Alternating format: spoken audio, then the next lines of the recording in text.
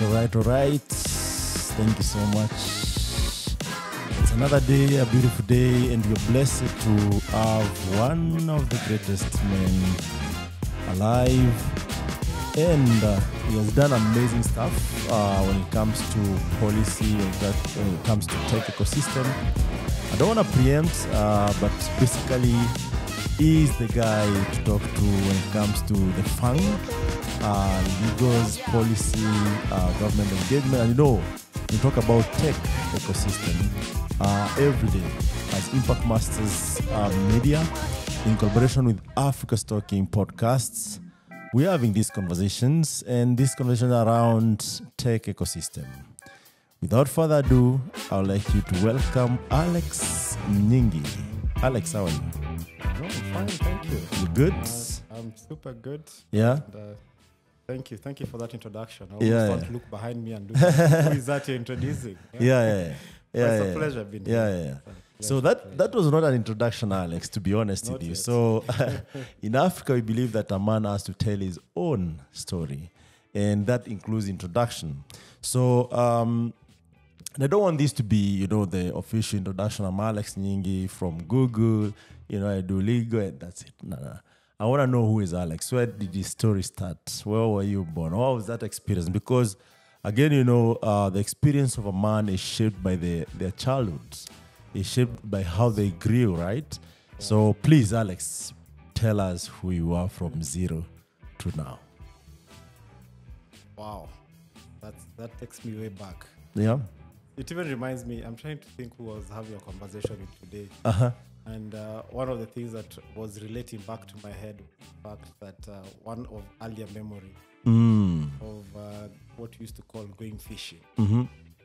Then you'll come back home with your fish, and a few days later you have some cat running around the compound. Ah. So I think that's I don't know why That's really comes to mind. Yeah. In terms of, I think that's the curiosity of childhood. I remember I was brought up in what you call the Eastlands, part of Nairobi.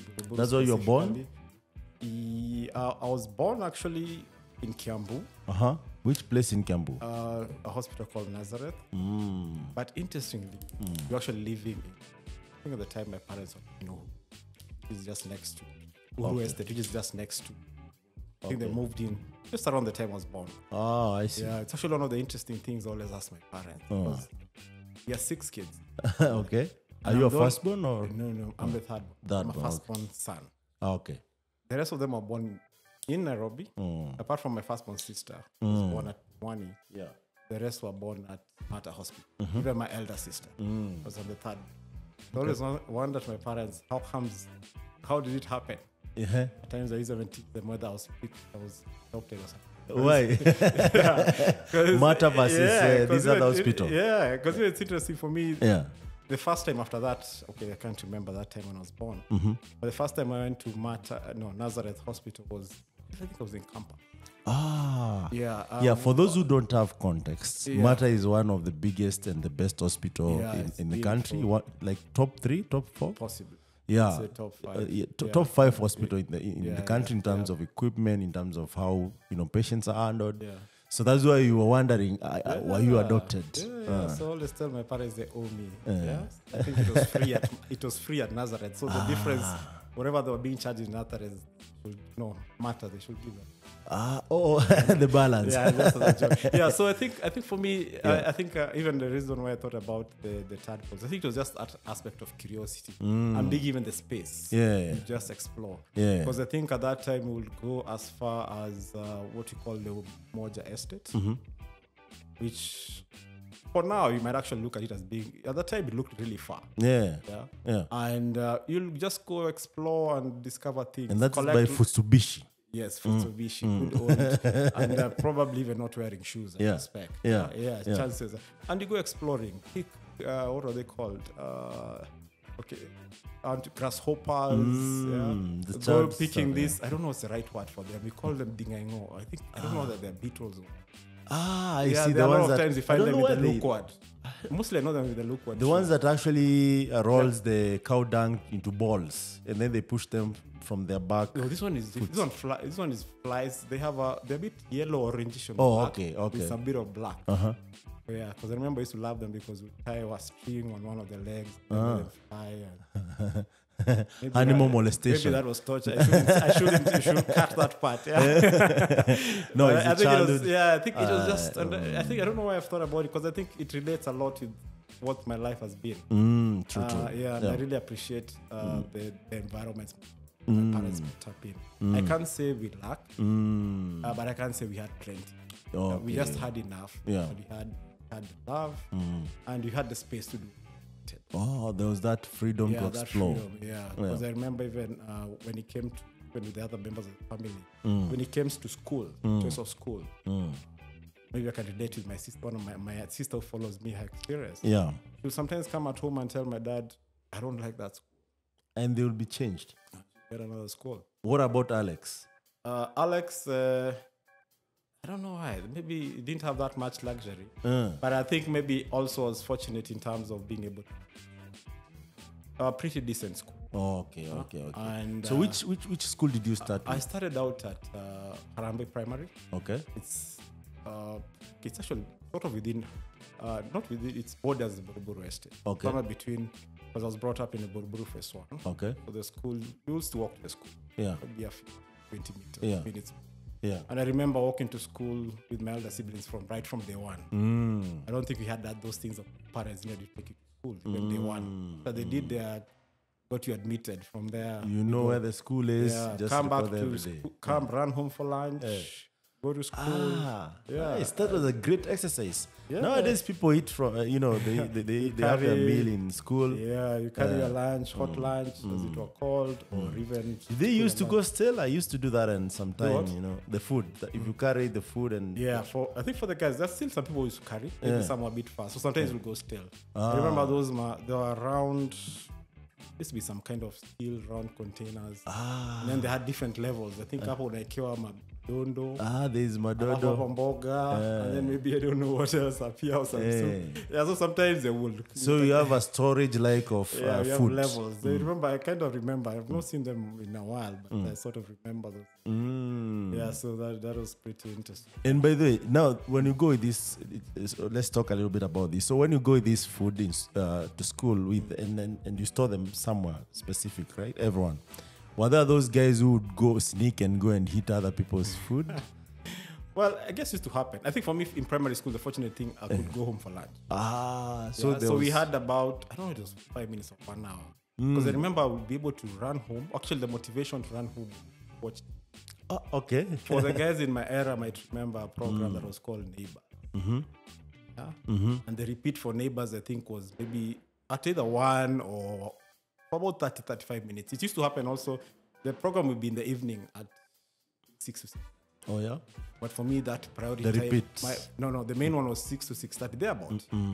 But for me, that time was playtime. So my priorities that time was not... So I used to plan, let me watch it at the repeat. So part of it was run home. Yeah. Like now running will be like 5 or less. Is this time when you're in lower primary or... Almost all through. Almost all through primary. Almost all through primary. For my nursery, I went to a school, a nursery that actually borders my house. Okay. It's like down the road. Okay. Down the road where we live. Your colleague Teddy as well. Who lived across the road from me. I don't know whether he went to I'm actually not sure whether he went to the same nursery. But you will tell us. Literally just 50 meters. Actually, 50 is a lot. 10 meters away. Okay. Yeah, so that was a nursery. Okay. For the nursery school. Okay. So that was right next and door. And things have changed. Things have changed currently in terms of how accessibility the schools are, the condition at which you need to admit your kids to school. And I think as we go on with the conversation, we'll try to see what can be done better. Even the curriculum has changed. So you're in nursery school, you go to class 1. How is that change for you as a kid? What is that actually excited you or maybe demotivated you, or how was that experience? I think it was exciting because I remember the thing was, okay, before class 1, there's what called pre-unit. Because most primary schools you started at pre-unit and go to class 1. So I think I remember for me it was quite exciting, and even interestingly, it's where one of the teachers I remember remember the lady was a bit older. I think it was interesting. I don't know if it's the same thing at this time, but teachers at kindergarten tended to be older. Oh, okay. They look like more experience. They were older, so I don't know maybe it was intentional or not. But I remember, because the things I remember about that is that it felt very homely. Oh, okay. It was a good and an easy transition, at least to what we looked at as a bigger school, and started building some relationships and friendships. Now, some of them even last. Some people, you say you've known each other now for 45 years. Yeah. So, because you've known each other so much, gone through so many things. Sometimes you lost touch. Yeah. Some things bring you back together. Yeah. But then you always look back and see there are those things that, because now I remember, like now for the primary school, and maybe that was benefit of a lot of the school at the time. Yeah. We had a sizable field. You had a lot of space, a very big field. I even remember the time, some years back, I don't know whether you might remember that. There's a case of a lion that sneaked out. Let me call it sneaked out of the national park. The national park at night. Yeah. And somehow it found its way up to our school. Okay, of course. Back in the day. Yeah. So these lions have not started sneaking the other day. No, but it was nice. As far as I heard, it didn't hurt anybody. I think a few goats and dogs maybe suffered. Yeah, because actually what happened, it came to our school and got stuck. Those kaya for fences or something. Okay. Yeah, so then the guys got me. So that sounds so interesting. So that's that was interesting. Even my mom told me that, because my mom used to run a shop. There were these markets, like there's what you call Jericho market. So she had a shop. Okay. She made various things. And she told me, now later in the day when you come home, because that time there was no phones. Come home to relate, how was your day and like this. She tells me, as I was going to my shop, I met with a lion. That's the time you discover your mom can run. You don't think your parents can run, but she tells you, alitoa mbio. Nice. That sounds like something interesting, because a lot could go wrong. A lot actually could make a meal for the lion. So for those who are listening to us, Nairobi, or you have never been to Nairobi, so Nairobi is a neighboring national park, and I think back in the day, most of the places that right now we consider as densely populated, there are some buildings, they were just bushes. So lions could just find their way to like estates. Things have changed now, and I think young guys might not really find that picture, but one of my uncles in the army, so they used to be in Embakasi, and he used to tell me, actually, Nairobi is not what it is right now. So what almost could find their way out. But even recently, like I think 2 years ago, there was another lion that was loitering in Langata, around Langata area. Chilling on the tarmac. Yes. So I think also there's this analogy from foreigners where they think when they come to Nairobi, they can meet lions along the road. That it's true to some extent. So, but they normally sneak out of the national park. The park, I think now is fairly well fenced. Yeah, not everywhere, because also, from what I understand, there's the animals still have to move in and out of it. So there's a side free movement. There's a bit of free movement. That's why a lot of those things happening towards the Rongai side and the lines. Okay. So you joined class 1. So which subject did excite you? Like, now I'm in class 1. I'm taking was it 5 subjects in class 1 or I think it 6? Was more than 7. So it was standard 7 subject to class 8. Yeah, I feel like more. There were more, okay. Yeah. I can't remember. There was home science, art and craft, GSC. And by the way, GSC you're taught as 3 subjects. Geography is it was one subject. It was combined as one. Yeah. In high school, that's why they separate all this. At primary school level, it was one. It was one subject. Yeah, I'm mixing high school and the primary school. Math, English, Swahili. So there must have been about. If not. Is there any activity from home science that you remember? Actually, interesting that we talk about it. I think home science was probably one of most exciting. I think it's the fact that how practical it was. Yes. Because it was more about learning to. So I learned quite a few things. Like I remember, I did a class 2 or 3 where we made a table. I still remember my mom probably made, but learned a couple of things. Yeah. And back stitches, hem. Yeah, a lot of those teachers. Yeah. I'm quite comfortable. Like now, even now for my kids, maybe the socks is torn. Well, to sindano unashona. Nice, there's no nice, that business nice. of this sock still has lifespan. We need to expect. There's a hem that is a bit loose. Even before you have kids and especially if you go to high school, college, or even after college, you're looking for a job as a bachelor. There are a lot of things that actually come in handy, like cooking for yourself, stitching, the things like cleanliness and all that. And it's good that they brought it back in the CBC, which actually now becomes more practical. And I don't know, what's your take on CBC? I think for me, CBC, when you step back and think about it in its entirety, and especially maybe take time to understand what CBC is. Because I think for me, at least, I'm not an expert, but at least from my perspective, I look at CBC as not an education system, but in terms of, it's almost like methodology. Or even as it calls it, competency-based curriculum. Though it might actually be better maybe even to call it competency-based education. So that it's not, because I think what happens now is that a lot of times you're trying to equate CBC with 844. Yeah. I think for me, to an extent, we could still have CBC in 844. In the 844 system. Because 844 system is just an issue. It's more of a structure. Do 8 years here, do 4, etc. Even now, what the pronouncement the president made, I think yesterday or the day before, he said, was now there was a big question of after year 6. This is grade 6. Yeah, what happens? Do you go to junior high? Do they go to high school? They stay at primary school. So there's just an issue of changing this, let me say, the structure. But it's not changing in terms of how the teaching and learning is happening. So I think the idea about the CBC, and it mirrors a little bit of an offline conversation we had before, where you're talking about some of the things you've done for the developer ecosystem over the years.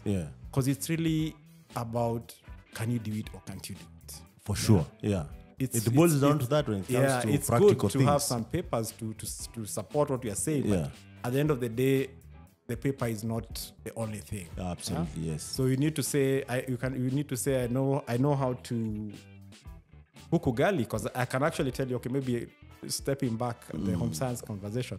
Interestingly, one of the things I didn't quite pick up is the cooking. The cooking part of things. It's odd. Maybe it's I wanted to say, but it's probably I have 3 sisters. And those things are being kind of being kicked out of the kitchen. So even the only thing I sort of picked up was baking. That's something, and baking, and also like grilling, like meat. I'm fairly anything that can be translated to be commercial. Fairly, it has instructions and steps. It's easy. And then you just go to the oven and press the button and say 30 minutes at this temperature. The practicality of it. So that I think I'm also, my mind runs a lot in that component. Where did you pick this? It doesn't sound like, I don't know, because ovens maybe 10 years, that's when you have started seeing more ovens getting sold. They become very common. But I think let me be grateful in terms of some of the choices or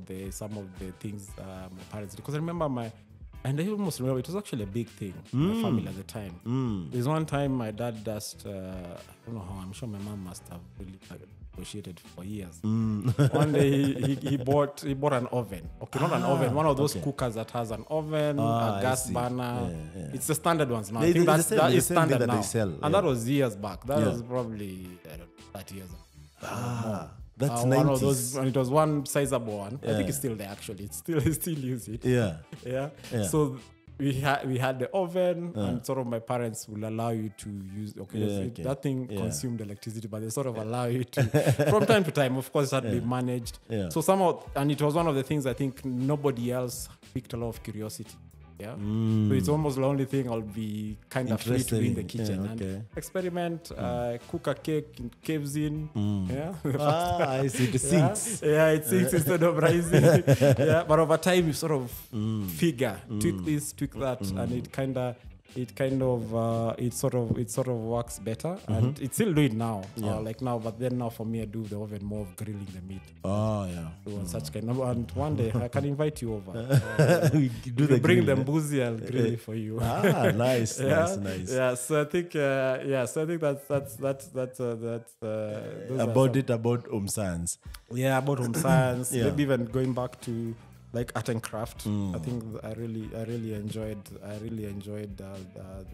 art and craft as well. I think that physical aspect of it, even now, if you look a little bit at my nails, and maybe I should have done a better job, you might notice there's a bit of practicality. They're not very. They are not. I'll not say it loudly.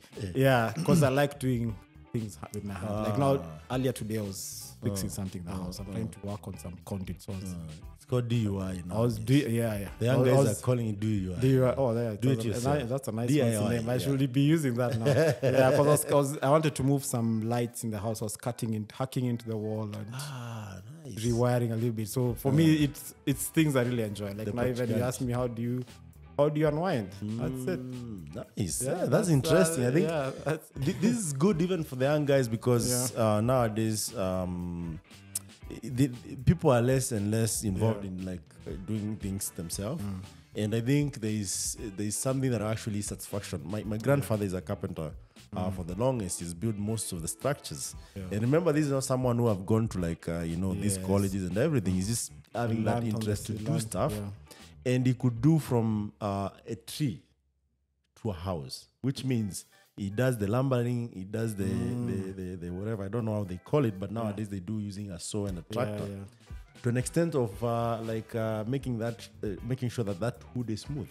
It's a whole process. So when you see all that, the process is so satisfying. So maybe that's the CBC you're talking about. Yes, as in he has a competence. That's a competence right there. Yeah. And this brings me down to like some of these things you don't need to go to university for. And there are a lot of things that actually, if you have interest, you can always learn. That's true. And maybe someone mentioned to me that you need the toolbox always as a man. Always start with the toolbox, and that will encourage you now to some of the things that you need to pay someone to do. And I'm not saying that you should not pay someone because, of course, that's another economy. But you can do it. And it's glad to hear that you do it. So is there any fond memory that you remember through the primary school years? Primary school... what are some other things? Quite a few things. Because I think for me, primary school was almost a time for me to, let me say, discover myself.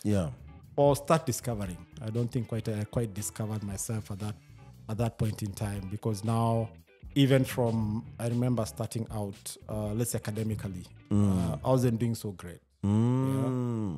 Probably was too distracted. Especially the concept of playing was I was one of those kids who would arrive in school a little bit earlier when you find your homework. Oh, so that you have time to play. So the evening before I'll be playing, or even go school earlier so as to get to play. So I think for me it's maybe up to about the age of 10. Because I was not necessarily like a really poor student, but I wasn't exerting myself. I will not as long as I went to class, academics class, I was actually a very good student. Coincidentally, most people find it odd, but I could be one of those kids who an entire term and not get punished. An entire year. Why you wouldn't get punished? No, because I wouldn't do anything wrong per se. But you play. Or I'll not get caught. Or you'll manage your time well. You go play, but also do the homework. So it's just, I will always know to do the right thing. You're never caught making noise? Not quite. And most of the time what will happen is that actually that makes me remember good memories. A lot of times, because we will have sort of I think prefect was the word. The class monitor. No, class monitor. Class monitor I think is the word. A lot of times in the classes I was, the rest of the class like to have me the class monitor. Oh, I see. And you are the law. And I think it's interesting because I've thought about it sometimes, and I think it's because partly I think why they like that is because I wasn't very strict, and most of the time people could get away with things. Not necessarily. What we'll have is that we'll have let me use it's not entirely gender balanced, but let me say we'll have a gentleman's agreement with the class. So we'll have an was it a mixed school or? Yeah, it was a mixed school. Okay. What I mean by that is that yes, we were told don't make noise in class, don't do this. But then for me, I'll sort of give them a bit more flex space. Yeah, it's fine. We can talk in class, maybe not too loud. Make sure the decibels are manageable. Just manage it and the likes.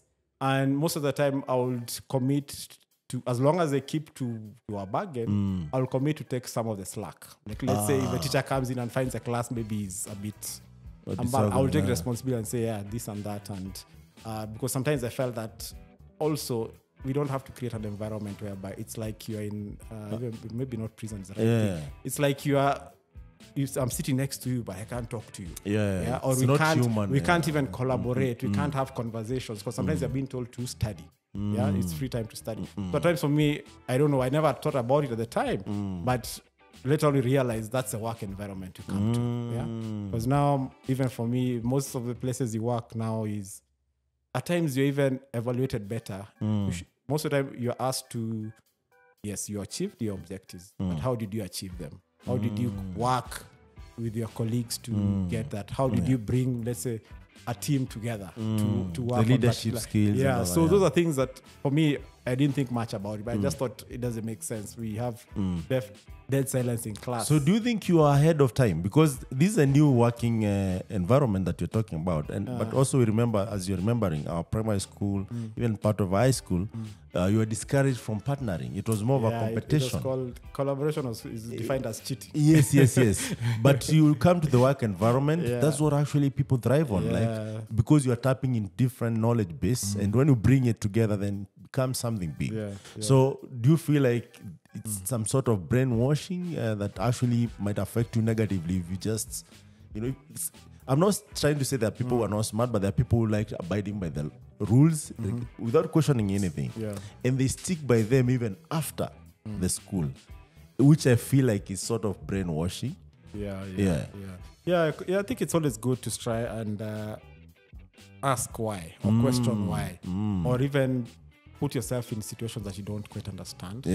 Being in that, I almost want to say ambiguous, or where you almost at times confused. Let me use the word confused, uncertain. You're not feeling comfortable, because sometimes, a lot of times, I think I found myself in such situations where I'm not exactly sure even whether I'm doing the right thing. Yes. Or even now, sometimes you're wondering whether are you in the right room. Do I even deserve to be here? It's those things of believing that there is some value you bring, no matter how small. Or there could be a tiny speck of perspective that, or a question you might raise might seem stupid, or it might even be stupid, but it's only, I think sometimes it's only stupid if you keep it to yourself. If you bring it out, you find it generates some conversation. It might be dismissed and all that, but it triggers for you some kind of thoughts in your mind. So I think for me it was quite an interesting experience, because I had very good rapport, tended to have very good rapport with my classmates, with the teachers as well.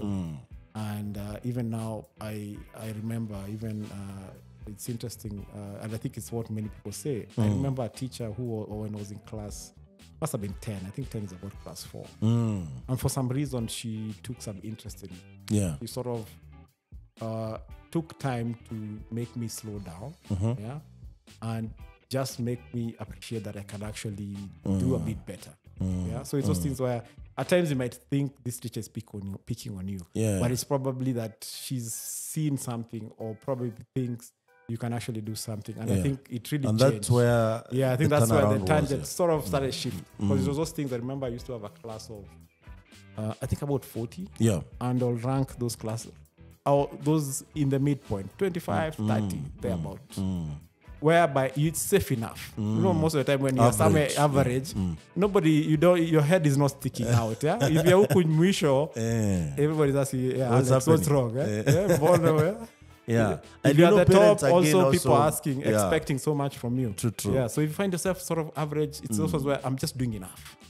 Then you sort of sail by. But somehow this teacher sort of like nudged me along, and I remember even as little as one term, moving steps, moving from being number like 30 something, you step down to about number 10, and then it hits you. I can do it. Allah. Yeah. And there's nothing much more I did. So it really shows, just exert myself a little bit, because it just called for me to, in the next exam, I read before I do the exam. And it made the difference. And then from there, now you start building certain discipline and attitudes, and you find you're heading towards So I think that's for me where I think most of us have that teacher or those teachers or even those mentors or guardian, people inspire parents, you. There's something they did to you. Just sort of took you in the right direction. I really appreciate that. So does that mean that maybe more experienced people or people who we look up to, or even people who actually are in authority, if they take time to really, say something that actually would enlighten or open someone's mind to think hard and even change, would have a better society at large, right? Yeah, I think definitely we would. Yeah. It doesn't have to be in a very structured way. It doesn't have to be continuous. But whenever you have an opportunity. I think for me, sometimes when you talk about maybe mentorship, coaching, or such kind of terminology. For me, at times, I almost want to say it's not worked entirely or resonated very well for me, because I think for me, I pick up things from multiple sources. Yes, there are people who we've walked along with for a long time. But I think I find a lot of value, and even all the things sometimes I look at my life has been like just picking pieces here and there and sort of putting them together. Not in any particular order, but then putting them in and sort of trying to juggle them around. In such a way that like now even the kind of work I do, I never thought I would be in such a kind of environment, that kind of work. Or I didn't even know such kind of work existed. Even now, sometimes you ask me, what do you do? It's a bit hard. It's a bit hard to explain. We'll get there. We'll ask you what you do. But so yes, I think it's really important for each one of us. We've been blessed. And Alex, we've been blessed. Yes. Alex, for you, it's not just being blessed, because when I look at what you have achieved, is not a small feat. Because from being average, a little bit above average to the smartest kid in your school, it's not something that you just say, you know what, I've not achieved a lot. And this is where did you like make a decision that I want to be one of the best kids when I do my KCP, or it just happened? I think it's something that it built up progressively over time. And that is from class 4 through class 8. Yeah. I think it sort of picked up over time, because also I think there was an aspect of maturity, and I think I don't feel like it was a wrong path even earlier. Can you please take us through that path, how it looked like? Because I think also at times it's good to let almost want to say kids, especially kids, let them be. Let them take time. Let them be kids. Someone said that. In terms, because sometimes almost feeling of the opinion. I remember for my kids, when you're trying to think at what time should they go to school, at what age, and really struggled this concept of kids going to school before 5 years. Actually, it's at 3 right now. They at even 3 years old, I know they need to be Pt.1. I really struggle with that aspect. It's because there's a bit of pressure around it, because the way things have been designed, and there are good terms put around for it, and it makes sense, because sometimes depending on the environment it comes from, let's say they're having it's called what, baby, what is it? The Pt.1 baby class, the ones that before even the official. Let me say the ones even before let me say before the official. The one you're about maybe, the daycares. I think they come in handy, because also depends on the circumstances, family circumstances. It could be whereby as parents maybe you need to be at work very early, or maybe a single child, so maybe there's not another kid at home or other kids in the environment. But I think it's that aspect of whereby you probably need to look at, even if we make it formal, but make it in a way that it's not really academic at that level. Let the kids just go and be kids. And maybe play, make themselves dirty. Like for me, sometimes like my kids, if they came home when they are muddy from head to toe, I know they had a good And they're developing their immune system. It comes in handy, especially with these outbreaks that's a valid point. Because they test out these things and they learn. You try and do that at this age, you'll see what will happen to you. Because you always be now, I'm an adult, I need to always be clean, you know, I can't play in the mud, you know, there's all that. And then now your body becomes susceptible to these diseases when you interact with these pathogens. And you join Alliance. Was that, and that's why now I want us to, because now, imagine now you're talking to your kids. I don't know if you have boys or girls. And maybe they're in class 4, class 5, class 6, and now, I don't know, now with the CBC, maybe grade 7.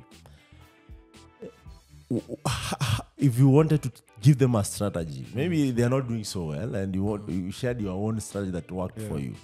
How did that look like? Because now you were from number 25 to number 10, and you're like, this can be done. And then you're like, you feel like, no, I can do better actually, because this one I didn't put much effort. It's just that I changed some habits.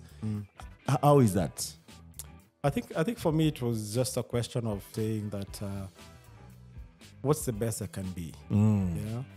Because I started from a point whereby I was quite fine with where I was, and probably I would have been even maybe I'll even still be who I am now, even if in that environment. But I think it was those things of almost asking myself, what is that thing I can do just a little bit more? I think it was always that thing of not necessarily looking to leapfrog, as you can use that term, but it's sort of like, last time I got this, and then for me, at some point, it will be not so much about the grades, but in terms of maybe what are the new things I feel like I'm learning. Yes. Am I picking on new things and not just either being the top student or being among the top students, but really feeling like progressively I'm becoming better as a person. And I think sometimes when you're honest with yourself, you can tell. True. Nobody has to give an assessment to make you feel you think you're better. You know.